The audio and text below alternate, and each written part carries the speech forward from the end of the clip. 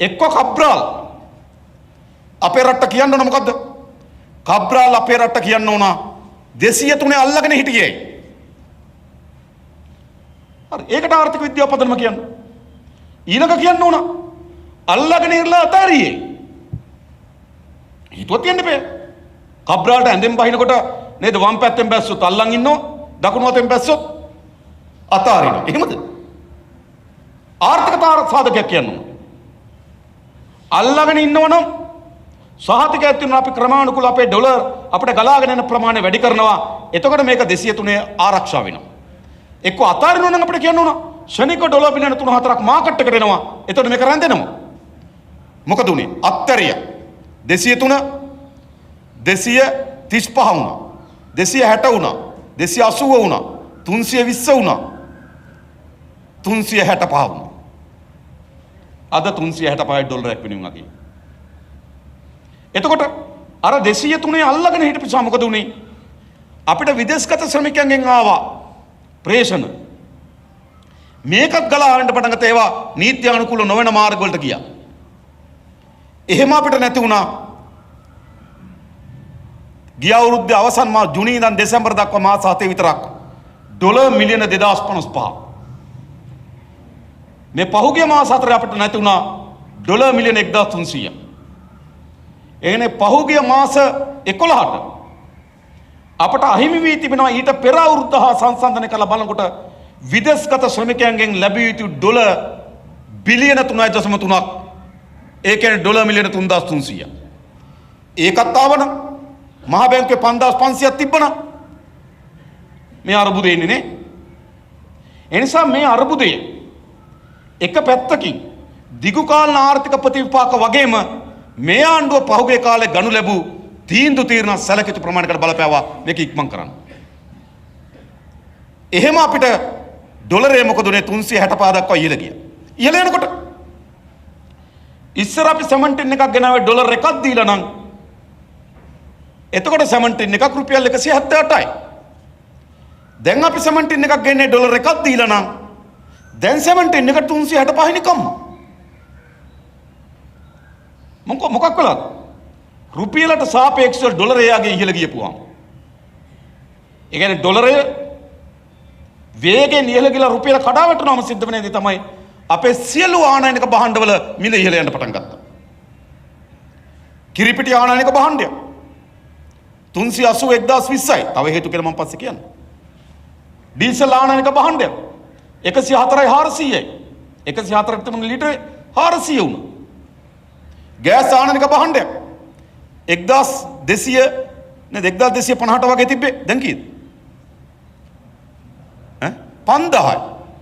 ඒ තව සති දෙකක් විතර හොඳයි.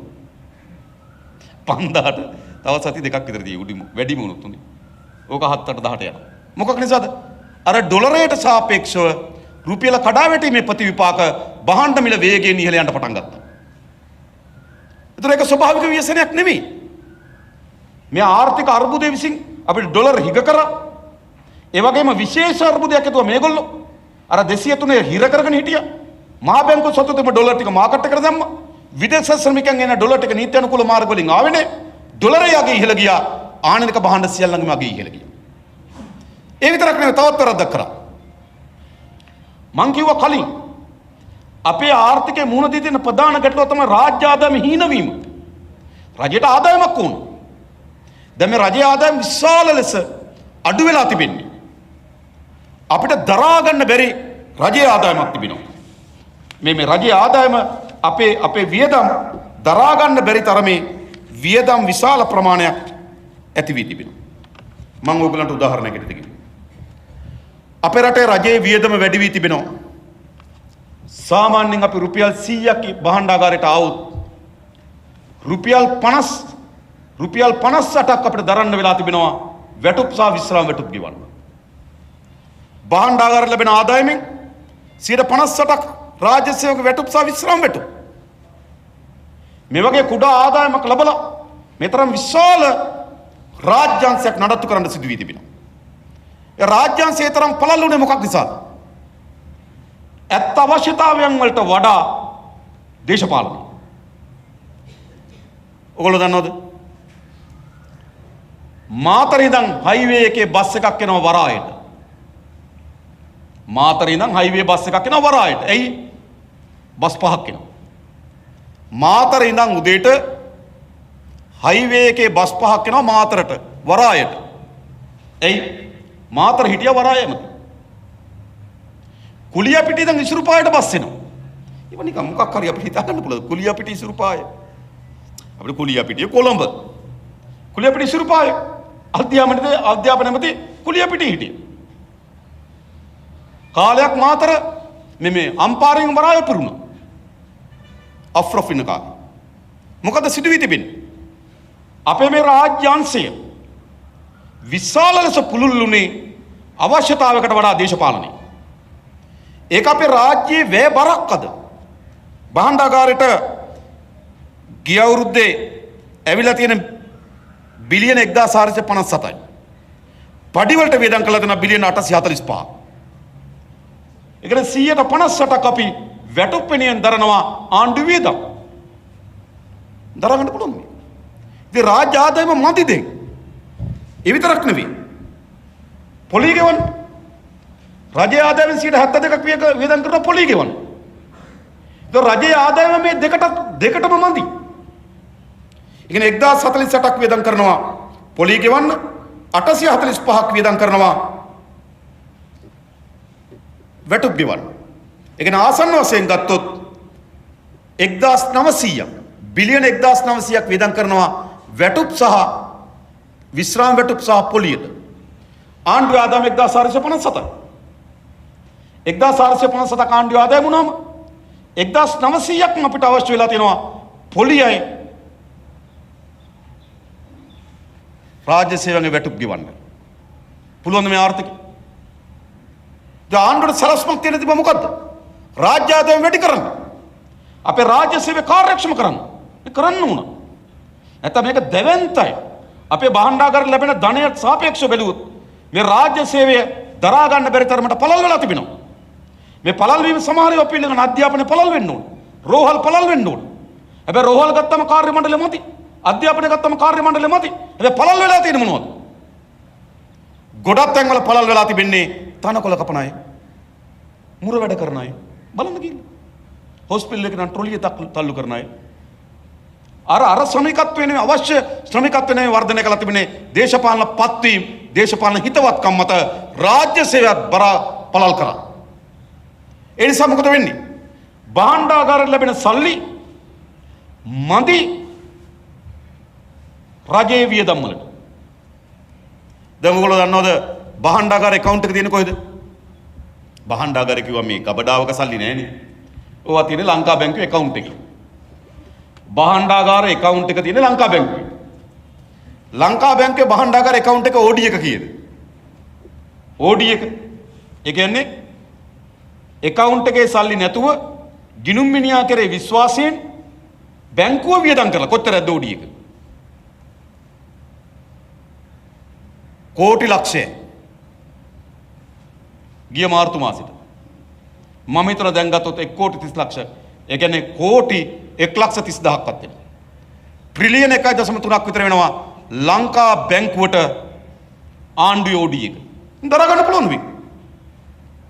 බැංකු ටික බොහොම අමාරුවෙන් බෙහෙරෙන්නේ. මෙතන OD එක 1.3යි. පෙට්‍රෝලියම් එක කෝටි ලක්ෂයක් නැහැ.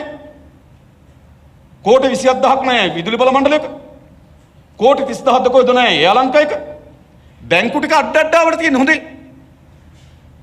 පහවද සම්බන්ධක මහ බැංකුව අධිපතිතුමා නිවේදනයක් නිකුත් කරා විදුලි බල මණ්ඩලයට විදුලි බල මණ්ඩලයට පෙට්‍රෝලියම් එකට ලංකා බැංකුවේ මහජන බැංකුවේ ණය දෙන්න එපා කියලා. හරි. ඒ තරමට මේ ඇවිල්ලා තියෙන අර්බුදේ. ඇයි? රාජ්‍ය ආදායමක් නැහැ. රටක් දුවන්න බෑ රජයට අවශ්‍ය ආදායම උත්පාදනය කරගන්න නැතුව.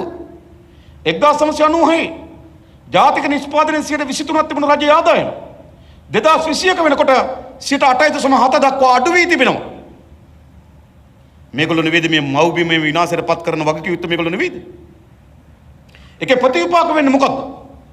ආණ්ඩුවට ඉතින් ආණ්ඩුව මොකද කරන්නේ? ආණ්ඩුව වියදම් වලට සල්ලි ඕන. මූලාශ්‍ර වලින් ණය ගන්න එනවා. බැඳුම් කර නිකුත් කරනවා. භාණ්ඩාගාර බිල්පත් නිකුත් කරනවා. හැබැයි භාණ්ඩාගාර බැඳුම් කර බිල්පත් නිකුත් කරා ආණ්ඩුවට ණය දෙන්නත් ලංකා බැංකුවේ මහජන බැංකුව සතු වත්කම් නැහැ.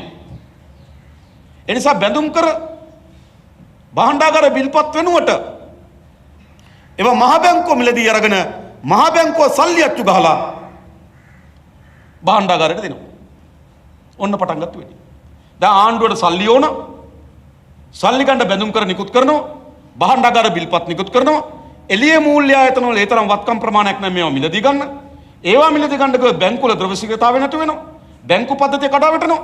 බැංකු පද්ධතිය මේවා මිලදී ගන්න අන්තිමට බැඳුම් කර භාණ්ඩාගාර බිල්පත් මහ බැංකුව අතේ තියාගෙන මහ බැංකුව සල්ලි අච්චු ගල භාණ්ඩාගාරෙට දෙනවා. කොච්චර අච්චු ගෙවුවද? ගිය මාර්තු වලින් අවසන් වුණු මාස 20ට සල්ලි අච්චු ගෙව කෝටි 1,30,000ක්. කෝටි 1,30,000ක් සල්ලි අච්චු ගෙවුවා. හරිද? 2019 සල්ලි අච්චු ගාලා තියෙන කිව්වේ. 2019 සල්ලි අච්චු ගාලා තියෙන කෝටි 400යි. කෝටි 400යි. ඒ වෙලාවේ මුදල් අමාත්‍යාංශ ලේකම්තුමාගෙන් මම ඇහුවා ඇයි ඒක ගැහුවේ කියලා. එයා කිව්වා හේතුව ගැහුවේ අර අප්‍රේල් මාසේ ළඟ පඩි දෙකක් එනවනේ මාර්තු 25 අප්‍රේල් 10. අන්න ඒ වෙලාවේ සල්ලි ටිකක් මදිලා තමයි ගැහුවේ කිව්වා. දැන් එහෙම නෙමෙයි. දැන් තවත් ගහනවා. දැන් රනිල් වික්‍රමසිංහ කියනවා මොකද? තව ට්‍රිලියනයක් ගහන්න විලු. ට්‍රිලියනයක් කෝටි ලක්ෂයක්. ඉතර ගහන්න වෙන්නේ නැහැ හොඳයි. රනිල් දැන් මේක වැඩියෙන් කියනවා. තව ට්‍රිලියනයක් සල්ලි අච්චු ගහන්න වෙනවා. එතකොට තව බිලියන 1000ක් ගහන්න වෙනවා. කෝටි ලක්ෂයක් ගහන්න වෙනවා.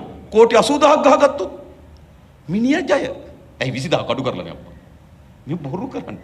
මිනිහා එයා දැන් මේක වැඩිපුරත් එක කියන්න පටන් ගන්න තියෙනවා. තව කෝටි ලක්ෂයක් සල්ලි අච්චු ගහන්න වෙනවා. දවසකට විතරයි තෙල් තියෙන්නේ. ඊළඟ සතියේ කන්න නෑ. බොරු. එහෙම නෑ. අර්බුදයක් තියෙනවා. හැබැයි ඒ අර්බුදේ ටිකක් වැඩියෙන් කියනවා දැන්. හරි ඒක මම පස්සේ කියන්නම් එහෙම කියන්නේ. එතකොට මම කියමින් ආවේ දැන් අපිට මුදල් නැතුව ගිය භාණ්ඩාගාරෙට. මුදල් නැතුව භාණ්ඩාගාරෙ මොකද කරේ? සල්ලි අච්චු ගහලා වෙනද පොළට දැම්මා. පඩි ගෙවන්නේ සල්ලි අච්චු ගහලා. වෙනදා උපයලා. වෙනදා වාණිජ බැංකුවලින් ණයට අරගෙන. දැන් සල්ලි අච්චු ගහලා පඩි ගෙවනවා. සල්ලි අච්චු ගහලා ආණ්ඩුවේ වාහන වල තෙල් ගහනවා. සල්ලි අච්චු ගහලා ආණ්ඩුවේ ලයිට් බිල් ගෙවනවා. සල්ලි අච්චු ගහලා නේද සමෘද්ධිය දෙනවා. දෙනකොට මොකද උනේ? මාකට් එකට කඩදාසි එන්න පටන් ගත්තා. මුද්‍රිත කඩදාසි මාකට් එකට ගලාගෙන ආවා. ගලාගෙන එනකොට සාමාන්‍ය සරල න්‍යාය මොකද්ද? භාණ්ඩ හා සේවා නිෂ්පාදනය වෙන එකට සමානුපාතිකව මුදල් අච්චු ගහනවා. ඒ වසරේ කොච්චර භාණ්ඩ හා සේවා නිෂ්පාදනය වෙනවද? ඒකට අනුව මුදල් අච්චු ගහනවා. හැබැයි භාණ්ඩ සහ සේවා නිෂ්පාදනය වෙන්නේ නැහැ. භාණ්ඩ සහ සේවා නිෂ්පාදනය වෙන්නේ නැතුව මුදල් අච්චු ගහනවා. මාකට් එකට මුදල් වැඩියෙන් එනවා. භාණ්ඩ ඒ තරම් එන්නේ. පඩිය අතට හම්බෙනවා. නිෂ්පාදනයක් වෙලා නැහැ. ඒතර පඩිය ගත්ත කෙනා ගිහලා බඩු ඉල්ලනවා. හැබැයි ඒ තරම් නිෂ්පාදනයක් නැහැ. සැපයුම අඩුයි, ඉල්ලුම වැඩි, භාණ්ඩ මිල ඉහළ ගියා.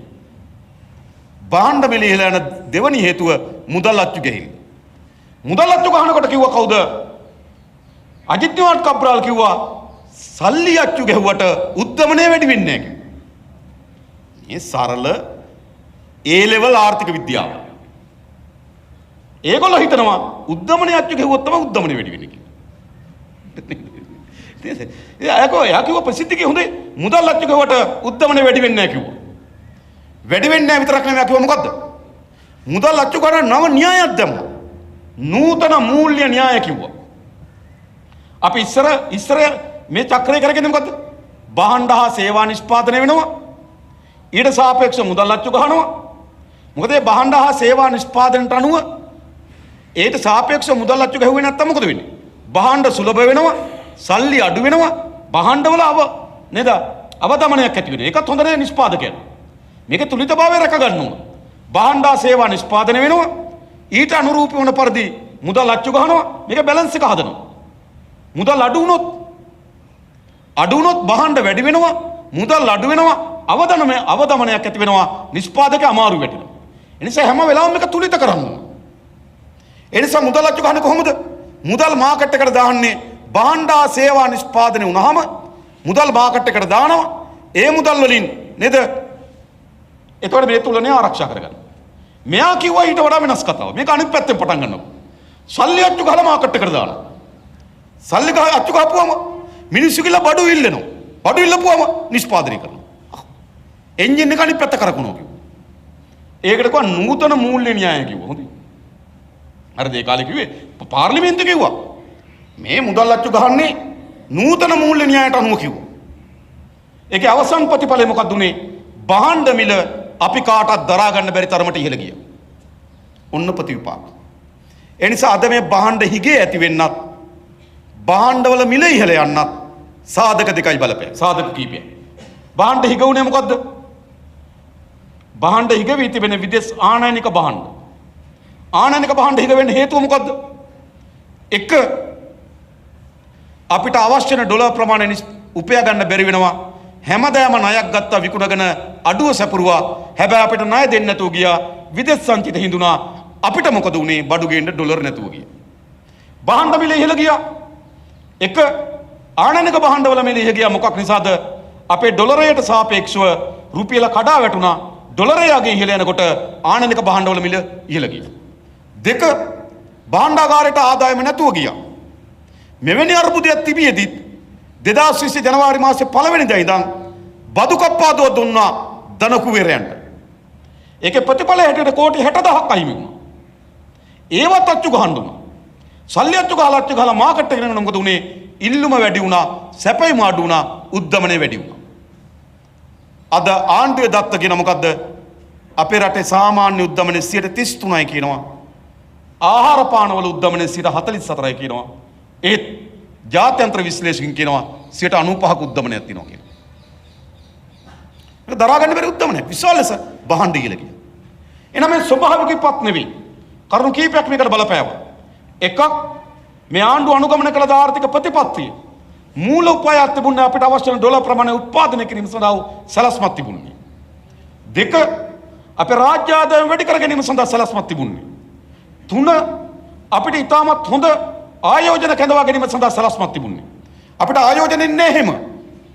මේගොල්ලෝ මේ ආයෝජන කිව්වට එන්නේ හම්බන්තොට වරාය ගන්න ආයෝජනයක් ආවා. ඒ ආවේ මොකටද? හම්බන්තොට වරාය හදන්නෙම චීන ගන්න බලාගෙන. එයි ඒගොල්ලන්ගේ ලෝක භූදේශපාලනයේ වමනාවත් අනුව ඒගොල්ලන් හම්බන්තොට වරායක් ඕන. ඔන්න හම්බන්තොට වරාය. ඊළඟ පෝට් සිටි එක. පෝට් සිටි එකට ආයෝජනය කරන ඩොලර් බිලියන 1.3ක. හැබැයි ඒක අපේ ආර්ථික වමනාවක් නෙවෙයි. ඒක චීන ආර්ථික වමනාවක්. අපි අපේ ආර්ථික විශේෂඥයින් ලංකාවේ ආර්ථික ගමනය පිළිබඳ සැලැස්මක් හදලා අපි හිතනවා අපිට පෝට් සිටියක් ඕන. එහෙමනම් අපිට මෙන්න මෙහෙම පෝට් සිටියක් ඕන. මේ අවශ්‍යතාවයන් සඳහා අපි ජාත්‍යන්තර ටෙන්ඩරයක් හදවනවා. ඒතර අපිට වාසසහගතම ටෙන්ඩරයට අපිට දෙන්න පුළුවන්. හැබැයි එහෙම නෙවෙයි මේවා ඉන්නේ. ඒකනේ කොහොමද? ඒකනේ චීන ගවණකමට. ඊළඟ ආයෝජනයක් ආව දකුණු ජැටිය ගන්න චීන. ඒත් කොළඹ වරාය දකුණු ජැටිය සංවර්ධනයේ CICT ඒක මොකද්ද? ඒ චීන සමාගමේ ඕනකම. දැන් ඇවිල්ලා තියෙන බටහිර ජැටිය සංවර්ධනය කරන්න ආයෝජනයක්. කවුද? ඉන්දියාවේ අදානි. ඒකාගේ වුමනාවද? ඉන්දියාවේ වුමනාව. කෙරවල පිටිය බලාගාරයට එනවා. නේද? තෙල් ගෑස් සපයන්නයි, ගෑස් නල පද්ධතිය එලන්නයි, බලාගාරෙන් 40ක් ගන්නයි. කවුද? ඇමරිකාවේ නිව් ෆෝර්ට්‍රස්. අපේ වුමනාවද? නේ ඒගොල්ලන්ගේ වුමනාව. ත්‍රිකුණාමල තෙල් ටැංකි සංකීර්ණ ගන්න හදනවා ඉන්දියානු IOC සමාගම. දැන් ඇග්‍රීමන්ට් එකක් අස්සම් කළා තියෙනවා. කාගේ වුමනාවද? ඒගොල්ලන්ගේ වුමනාව. ආයෝජන කියලා කියන මොනවද අපිට? අපිට පිරිසුදු ආයෝජකයෙක් අපි කැඳවගෙන නැහැ. අපේ රට අප ලොකුම ආයෝජන හම්බන්තොට වරාය, පෝට් සිටි එක, බටහිර ජැටිය, දකුණු ජැටිය, තෙල් ටැංකි, නිව් ෆෝර්ට්‍රස්. මේ ඔක්කොම කාගේ ඕනකමද? මේ ඔක්කොම ඒගොල්ලන්ගේ ඕනකම. අපි ආර්ථික සැලැස්මක් හදලා ත්‍රිකුණාමල තෙල් ටැංකි සංකීර්ණේ තෙල් ටැංකි 98ක් තිබෙනවා. එකක මෙට්‍රික් ටන් 10000ක් ගබඩා කරන්න පුළුවන්. ආසන්න වශයෙන් ගත්තොත් මෙට්‍රික් ටන් ලක්ෂ 10ක් ගබඩා කරන්න පුළුවන්.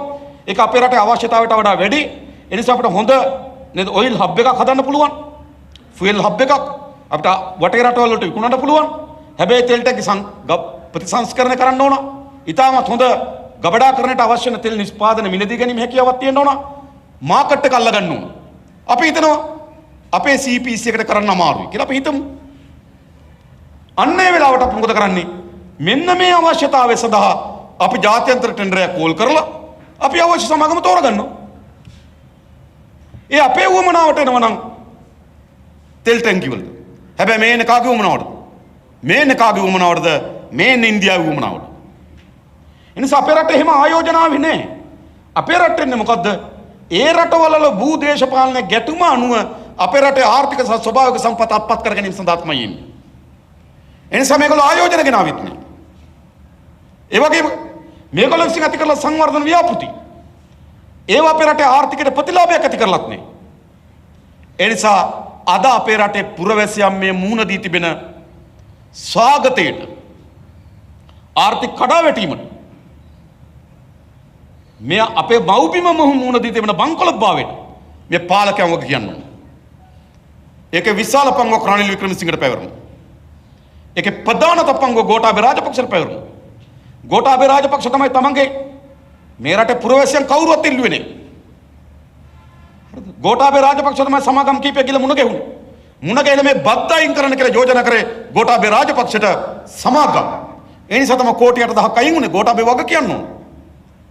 ගෝඨාභය රාජපක්ෂ තමයි 203 රුපියල රඳවගෙන යන්න කබ්‍රාලත් එක්ක බැඳියත් වල වැඩි කරේ. කබ්‍රා ගෝඨාභය වග කියන්න ඕන ඒකට. ගෝඨාභය රාජපක්ෂ තමයි පොහොර ආනයනේ නතර කරේ.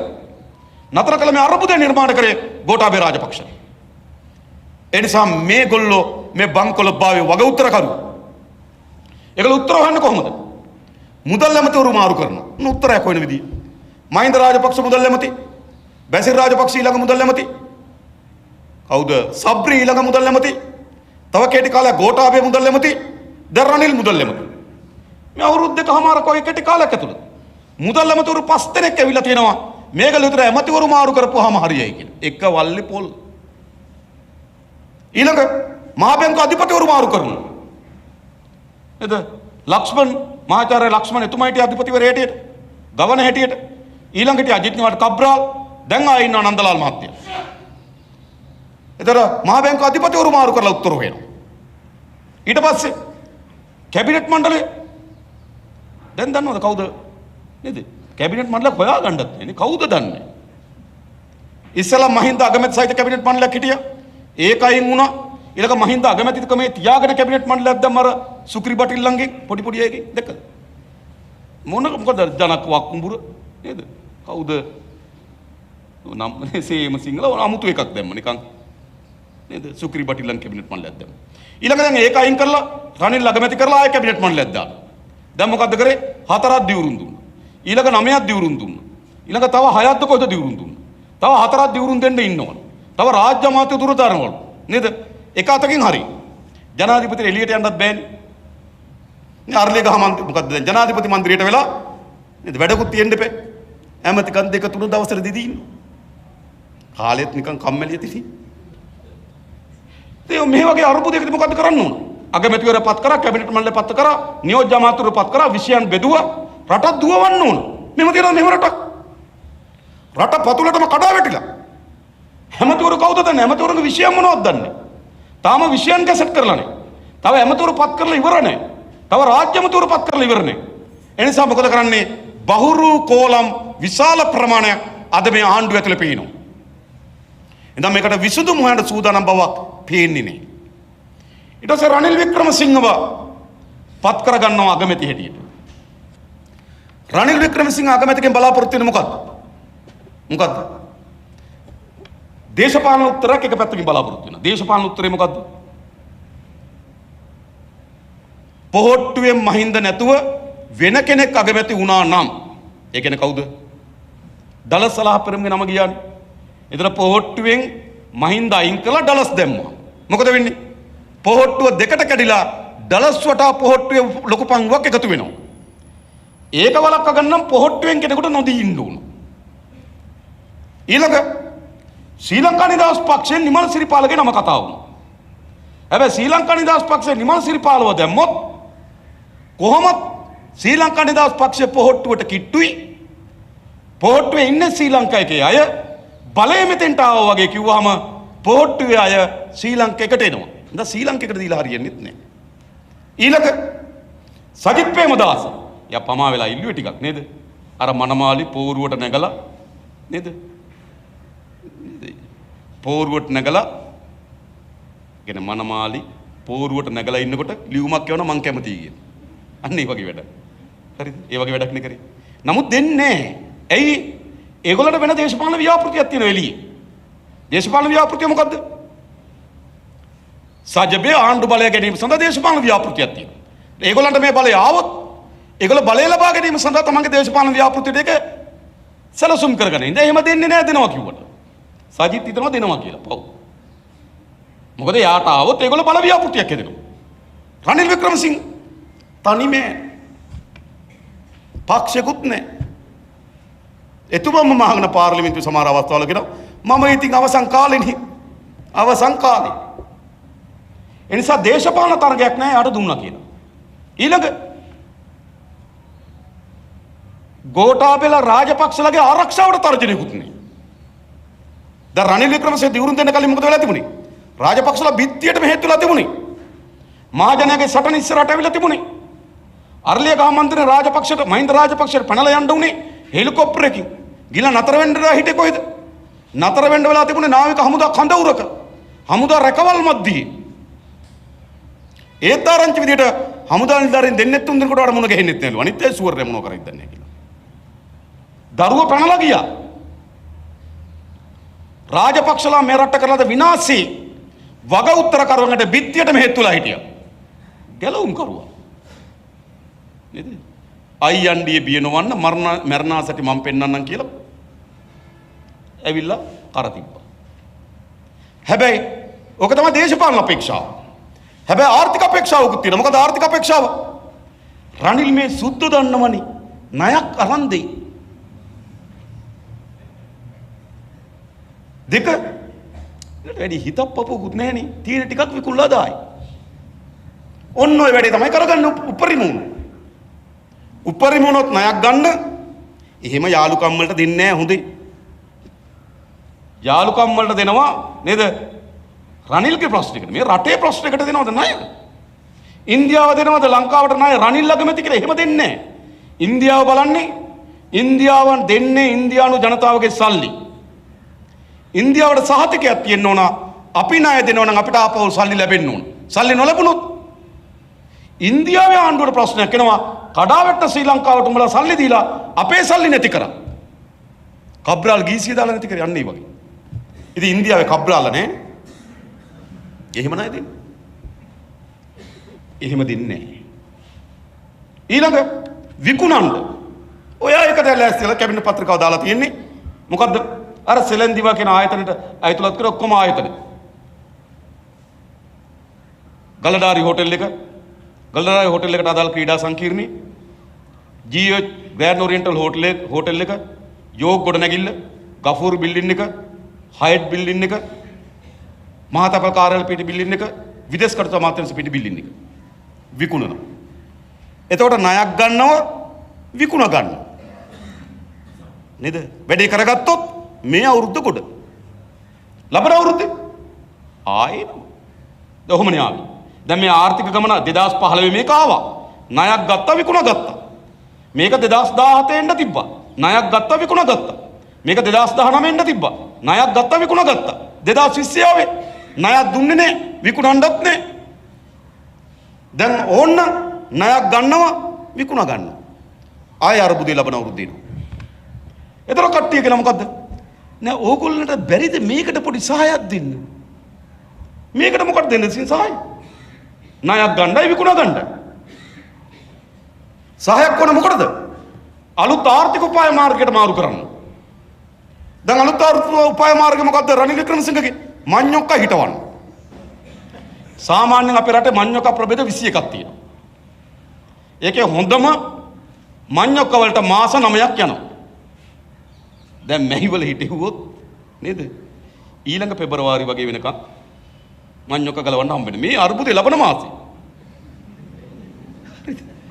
අනිත් මඤ්ඤොක්ක ගත්තොත් මාස 3න් පීදෙන මාස 3න් අලෙරනවා කියලා තියෙනවා. අමුත ඒවට මාස 5ක් විතර යනවා. මාස 4ක් 5ක් යනවා. කමක් නැහැ හිටවමු. කවදා හරි කන්න බැරියේ. හැබැයි මේ අර්බුදයට උත්තරේ දෙයික. අඩුම තරම හිටවන්න නම් කවුපි මුංගට දින 45යි නේද? එහෙනම් අඩුම තරම එහෙම ප්‍රවේශයක් යන්න. ඉතින් මඤ්ඤොක්ක වලට යන කාලේ මොකද්ද? කවුපි වලට යන කාලේ ඒවා අදාළ නැහැ ඒගොල්ලෝ. මඤ්ඤොක්ක හිටවන්න. ඒක නෙවෙයි. මේ ශනික අර්බුදයට අපි හිතනවා විසඳුම් කීපයක් තියෙනවා. මේ ශනිකව මතුවී තිබෙන අර්බුදයට විසඳුම් අපි නම් කරන්න. එක ඔව් වලක්වන්න දියා කියන්නේ කොහොම හරි කරලා ණයක් ගන්න එක. දෙක ගෙවන්න තියෙන ණය චුට්ටක් පස්සට දාගන්න එක. තුන අපිට වැඩිම විදේශ ආදායම වෙන විදේශගත ශ්‍රමිකයන්ගෙන් මෙතෙක් මාසයකට ලැබිච්ච එකවත් ගන්න එක. ඒගොල්ලන්ට විශ්වාසය හදන එක. අපි ඕගොල්ලන්ගේ ඩොලර් එකක් නාස්ති කරන්නේ නැහැ. ඕගොල්ලෝ හැම ඩොලර් එකක්ම මේ රටේ දරුවන්ට කිරිපිටි වෙනුවෙන්, මේ රටේ ලෙඩුන්ට ඖෂධ වෙනුවෙන්, මේ රටේ පුරවැසියන්ට ආහාර වෙනුවෙන් අපි වැය කරන්න කියලා අපි සහතිකයක් දෙන්න ඕන. ඒවක් නැද්ද? රටේ මිනිස්සු බෙහෙත් නැතුව මැරෙනවට විදේශ ශ්‍රී ලාංකික කැමති නැහැ. තමන්ගේ පුරවැසියන් බඩගින්න මැරෙනවට කැමති නැහැ. එවනවා. හැබැයි වන්න සහතිකලත් නාස්ති කරන්න නැති ආණ්ඩුවක් තියෙන බව සහතිකයක් තියෙනවා. අන්න එහෙම වුණොත් විදේශගත ශ්‍රමිකයන්ගෙන් අපිට ඩොලර් ටිකක් අර ආපු ටිකවත් අඩුම තරමින් එන්න පටන් ගන්නවා. 3. 4 සංචාරක ව්‍යාපාර ඊළඟ නැග්ම මේ ඔක්තෝබර් මාසේ එනවා. ඔක්තෝබර් මාසේ සංචාරක ව්‍යාපාර ඊළඟ සීසන් එක පටන් ගන්නවා. ඒතර අපි දැක්කා අවුරුදු 2ක් යුරෝපේ වහලා තිබ්බා. සාමාන්‍යයෙන් නැවත යුරෝපේ ඇරුණාම සංචාරක ව්‍යාපාර ලොකු වර්ධනයක් ඒමට නියමිතව තිබුණා. පහුගිය සීසන් එක ඔක්තෝබර් මාර්තු සීසන් එක අපිට හොඳින් සංචාරක ව්‍යාපාර ගේන්න ඉඩක් තිබුණා. හැබැයි ගේන්න බැරි වුණා. අපිට සලස්මක් තිබුණේ. තෙල් නැතුව ගියා, විදුලිය නැතුව ගියා. එනවද සුද්ධ ඊට පස්සේ? එන්න නැතුව ගියා. අපිට 2018 මාර්තු වල ඇවිල්ලා තිබ්බා 2,84,000 වැඩිම. ඒ අවුරුද්දේ තමයි අපිට වැඩිම සංචාරකයෝ වැඩ මිලියන 2.4 ලක්ෂ 24ක් ආවා.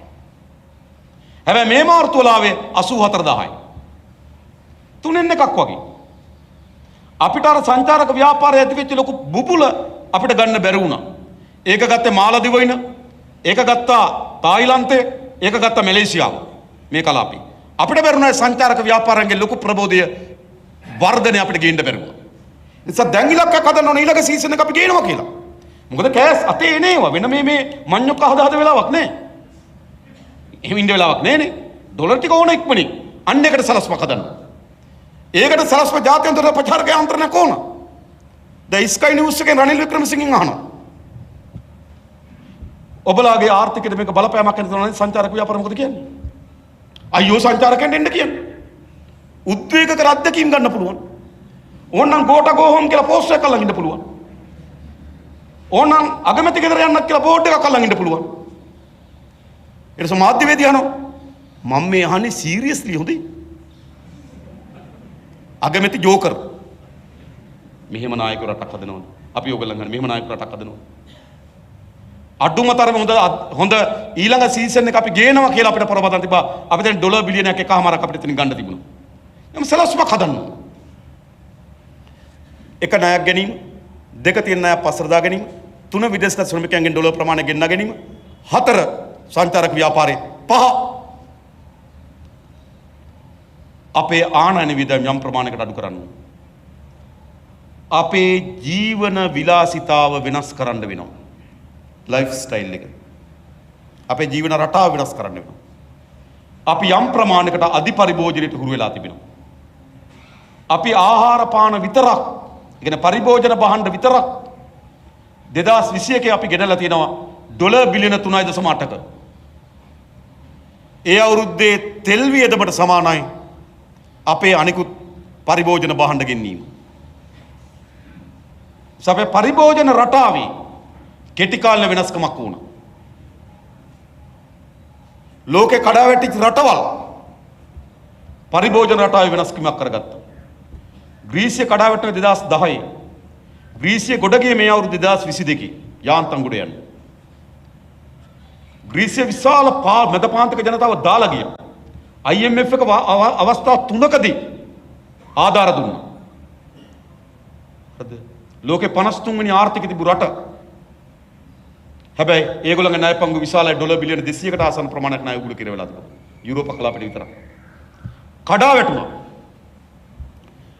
2008 ආපු අර ලෝක ආර්ථික අවපාතයත් එක්ක විශාල ලෙස නාවික කර්මාන්තයට බලපෑමක් වුණා. ග්‍රීසිය ප්‍රධානම ආදායම මාර්ග තිබෙන නාවික කර්මාන්තයට ඒක කඩා වැටුණා. 2004 ග්‍රීසිය ඔලිම්පික් වල තිබ්බා. ඔලිම්පික් වල ඉදිකිරීම වලට විතරක් ඩොලර් බිලියන 11.7ක් වියදම් කරලා තිබුණා. කොන්ක්‍රීට් වනාන්තර හැදුවා. විශාල ඇපාර්ට්මන්ට් හැදුවා. විශාල පිට්ටනි හැදුවා. අද ඡායාරූපයන් ඕගොල්ලන්ට බලන්න පුළුවන්. විශාල පිට්ටනි වල ගස් වැවිලා. හරිද? විශාල මේක තියෙනවා මේ ක්‍රීඩාගාර තියෙනවා. හරිද? හැබැයි ගස් වැවිලා. ඇපාර්ට්මන්ට් පාළුවට ගිහිල්ලා. වැරදි සංවර්ධන 2004 ඔලිම්පික් උල්ලර දරපු වියදම ඒ දරා ගන්න බැරුණේ ආර්ථිකයට. කඩා වැටුණා. ආණ්ඩු තුනක් එක විට මාරු වුණා. එක වෙලාවකදී ජාත්‍යන්තර මූල්‍ය අරමුදල් පැකේජ් එකක් ක්‍රියාත්මක කරන්න ගියා නම් ආණ්ඩුව වැටේ කියලා ආණ්ඩුව ජනමත විචාරණයක් තිබ්බා. මේ ජාත්‍යන්තර මූල්‍ය අරමුදල් දෙන මේ ක්‍රියාමාර්ග අනුගමනය කරන්න ඕන නැද්ද කියලා ජනමත විචාරණයක් තිබ්බා. ජනමත විචාරණදී පෙරදුනා. ආයෙ වැටුණා. දේශපාලන අර්බුදය ආර්ථික අර්බුදය ගලාගෙන ගියා. ග්‍රීසි ආණ්ඩුව තීන්දුවක් ගත්තා.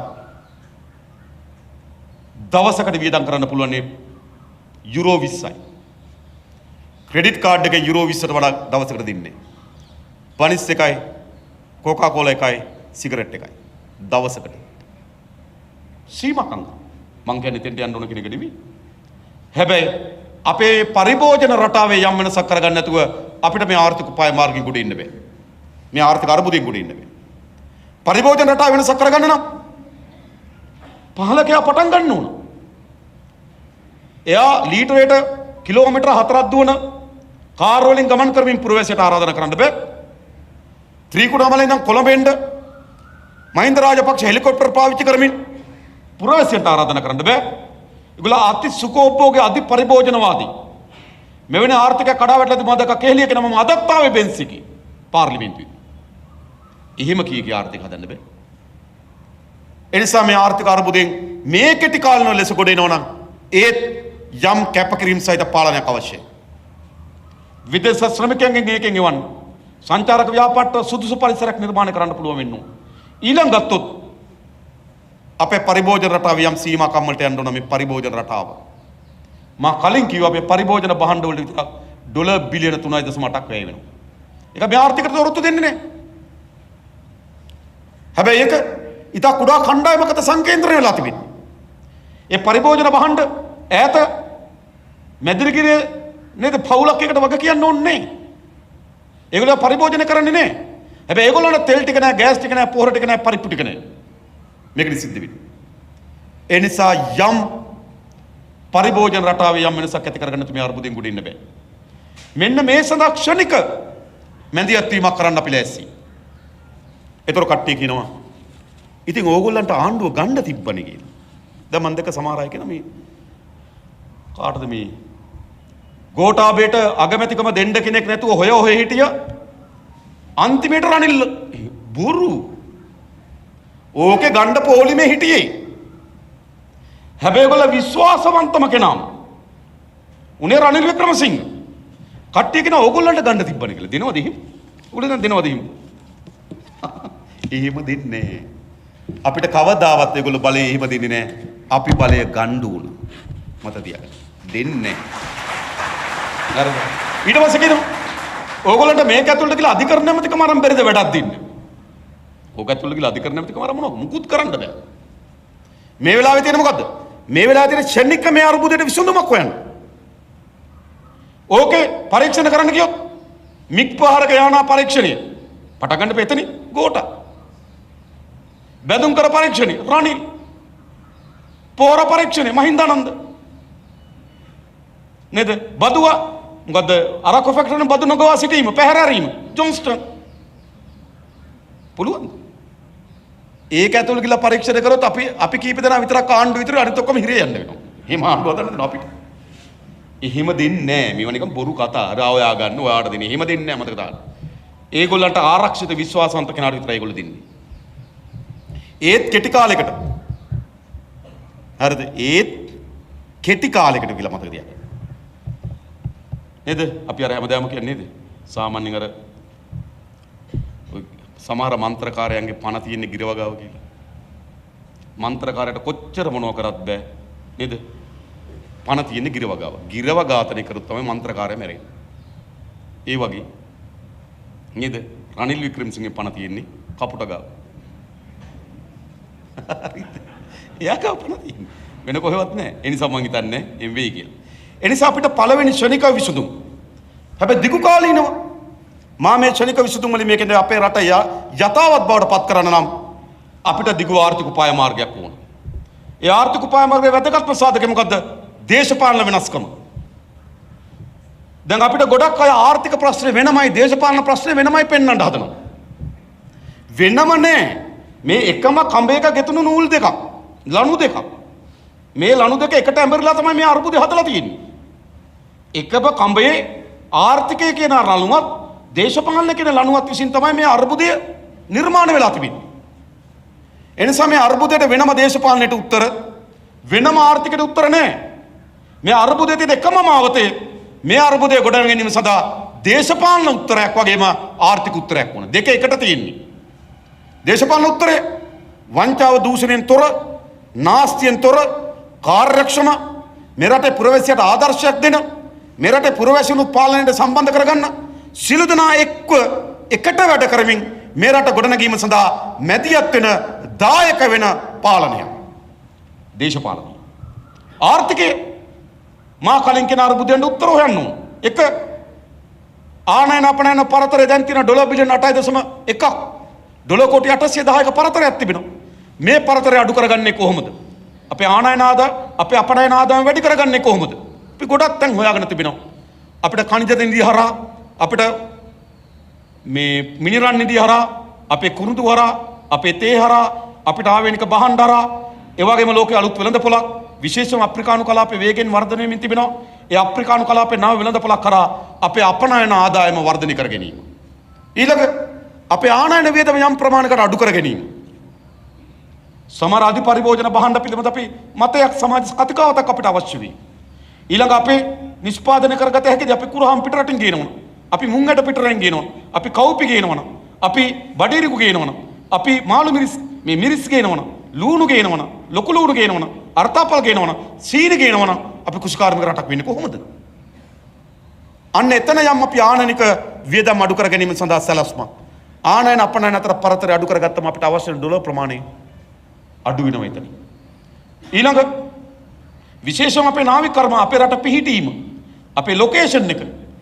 අනිත් හැම භාණ්ඩයක්ම ලෝකෙත් එක්ක අපිට තරඟයක් තියෙනවා. තේ ඇරියත් කෙන්යාවයි චීනෙත් එක්ක තරඟයක් තියෙනවා. හරිද? හැබැයි අපිට තරඟයක් නැති එකක් තියෙනවා. මොකද අපේ ලොකේෂන් එක. අපේ පිහිටීමට ආවෙනික බිස්නස් එක. ඒක තමයි අපේ නාවික කර්මාන්තය. ඉතින් අපේ කොළඹ වරාය ලෝකේ දියුණුතම සංවර්ධන වරාය බවට පරිවර්තනය කරන්න. අලුත්ම තාක්ෂණ එකතු කරන්න ඕන. වේගයෙන් නිදහස් කිරීමේ පටිපාටි ඇති කරන්න ඕන.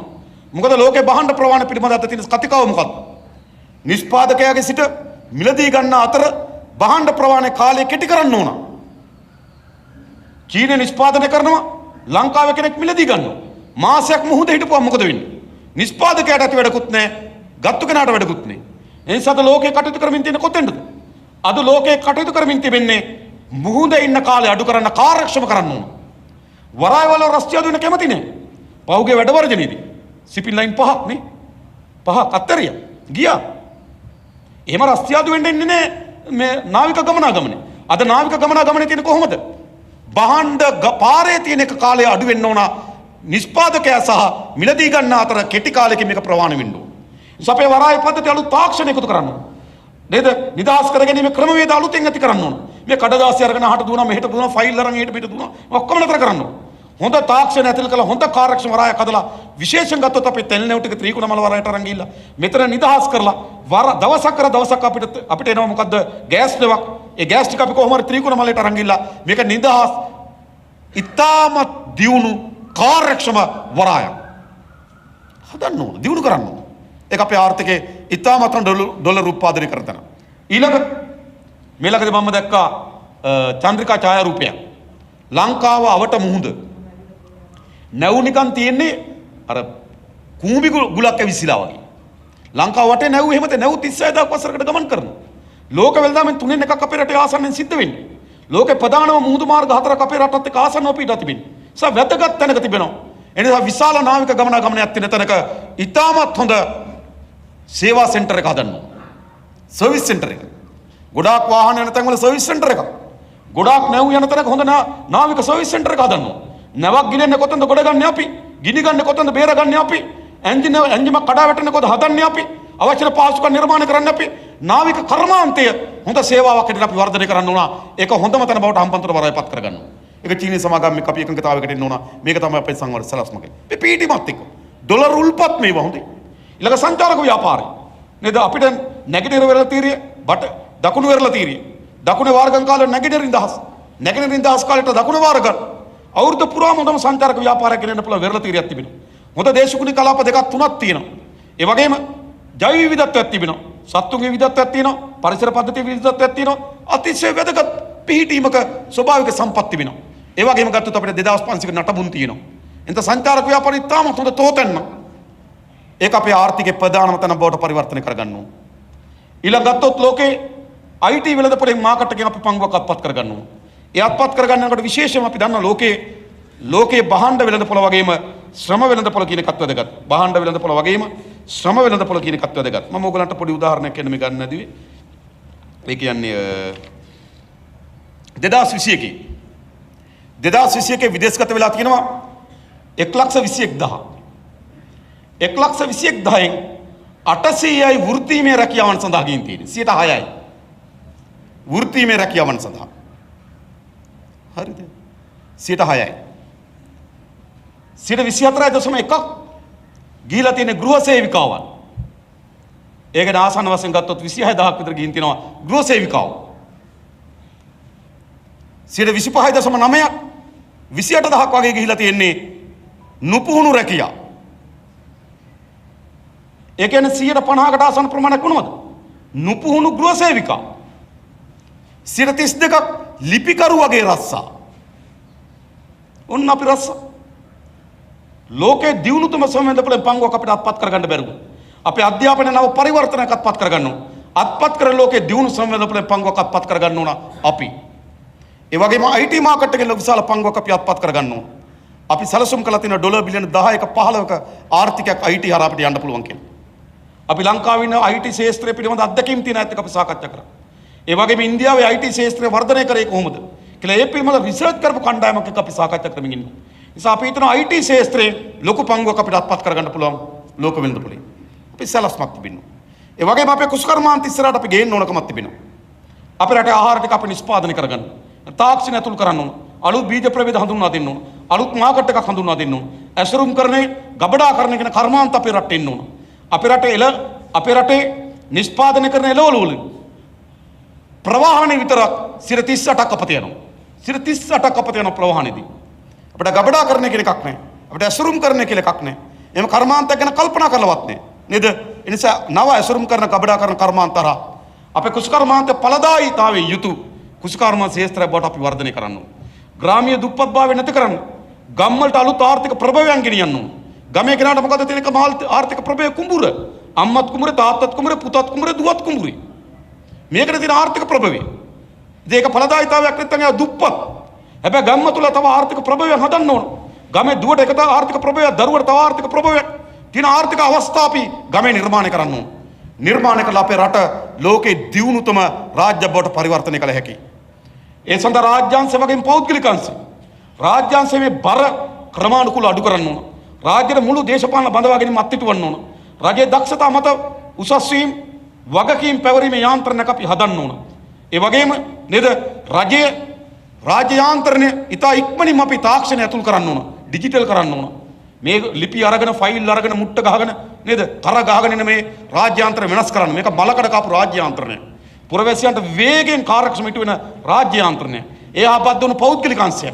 රජය විසින් හදලා තියෙන ඉලක්ක වලට සංචාරක ව්‍යාපාර ඉලක්ක සම්පූර්ණ කරන පෞද්ගලික අංශය. රජය විසින් සකස් කර තිබෙන විදේශ වෙළඳපොලේ පංගුව අත්පත් කරගන්නේ පෞද්ගලික අංශය. ලෝකයේ අලුත් මාකට් එකක් අප්‍රිකානු කලාපේ. අපේ ව්‍යාපාරිකයන්ට අපි අලුත් මාකට් එකක් වල එහෙට යන්න දෙන්නත් උන. එහෙන් ආදායම් මෙහෙට ගේන්න අලුත් සැලසුම් ගොඩක් හදන්න පුළුවන්. ඒ නිසා මේ රට අද මේ පෙන්눔 කරන්නේ මේ කඩාවැට්ටු බිඳවැට්ටු ආර්ථික අර්බුදයෙන් පෙන්නුම් කරන්නන් කවරක්වත් නෙවෙයි. තවදුරටත් මේ පාලක කණ්ඩායමක අපේ රට අනාගතයක් නොමැති බව. ඒ නිසා කුඩා දේශපාලන කැළඹිලි එනවා. කට්ටිය පොඩ්ඩක් කලබල වෙනවා. පොඩ්ඩක් දුෂ්ණුම්බීත වෙනවා. අන්දමන්ද වෙනවා. අන්දමන්ද වෙන්න එපා. මේක තේරුම් ගන්න පුළුවන් අපිට. මේ සිද්ධ වෙලා තියෙන මොකද්ද කියලා අපිට තේරුම් ගන්න පුළුවන්. ඒ නිසා අපිට තිබෙන්නේ කුමක්ද? මේ ආර්ථික ගමනත් දේශපාලන ගමනත් වෙනස් කිරීමේ බාර දූර කාර්යය අපි පටන් ගමු. ඒ වෙනුවෙන් අපිට දීර්ඝ කාලීන වැඩක් තිබෙනවා. අපි ඔක්කොම එකට පොර බැදුවොත් අපේ දරුවන් අපි විඳින දුක අත්පත් නොවන රටක් අපි නිර්මාණය කරන්න පුළුවන්. එහෙම නැත්නම් රනිල් ඇවිල්ලා ණයක් අරගෙන ටිකක් විකුණලා මේ අවුරුද්ද බේරගනි ලබන අවුරුද්දේ ආයෙ ප්‍රශ්න එනවා. මේක 2000 එන්න තිබු ප්‍රශ්නයක්. වික්කා ණයක් ගත්තා බේරගත්තා. 15 වෙන්න තිබ්බා වික්කා ණයක් ගත්තා බේරගත්තා. 20 ආවේ ණයක් ගන්න බැරුණා විකුණන්න නැතුව ගියා. ඔන්න ප්‍රශ්නේ. ඒ නිසා නව ආර්ථික උපාය මාර්ගයට අපේ රට පරිවර්තනය කරමු. ඒ වෙනුවෙන් අපි හැමදෙනාම එක්ව වැඩ කරමු. එකතු වෙමු කියලා ආරාධනා කරමින් මම නතර වෙනවා. බොහොම ස්තුතියි හැමදෙනාටම. ජය වේවා කියලා ප්‍රාර්ථනා